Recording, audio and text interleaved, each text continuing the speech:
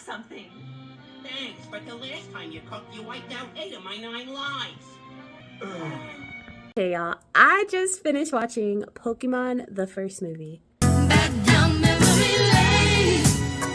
Now, I'm not gonna lie, me and my brother were really big Pokemon people. We had like the we had the I don't remember what it's called, like the decoder thing where it would have like all the names of the Pokemon that you had in your hand, and we like watched the show. We had like Pokeball, like we were Pokemon fanatics. And this movie, I'm not gonna lie, I'd forgotten about it. I was actually at the library looking at like what childhood movies they had to offer, and I saw that movie and I was like, oh my goodness, I haven't seen it in forever.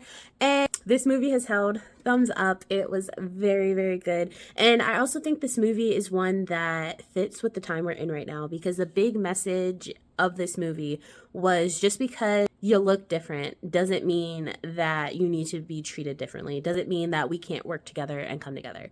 And this movie, it was good. And I'm not gonna lie, I love my Rocket, Team Rocket. They always crack me up. They had some one-liners that were funny. But just the overall message too, like you have Pokemon, the OG Pokemon, and then you have clones of the Pokemon, and they were like fighting at one point versus each other.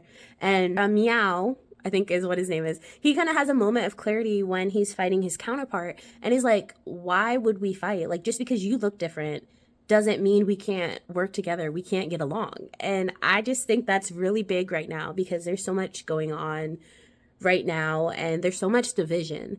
And honestly, we kind of just need to come together, and we know who the issues are, and everyone else, we just kind of have to come together and realize we're all in this together, and don't let the higher ups, I believe it, divide us like they were trying to do. But yes, this movie was really good. I hadn't really watched Pokemon in a minute, and I was like looking at the movies. I didn't realize there's like 23 movies, and that they made movies as recently as 2020. So yeah, I have not like dived into Pokemon. I did Pokemon Go when it came out like a few years ago, but that's pretty much the extent.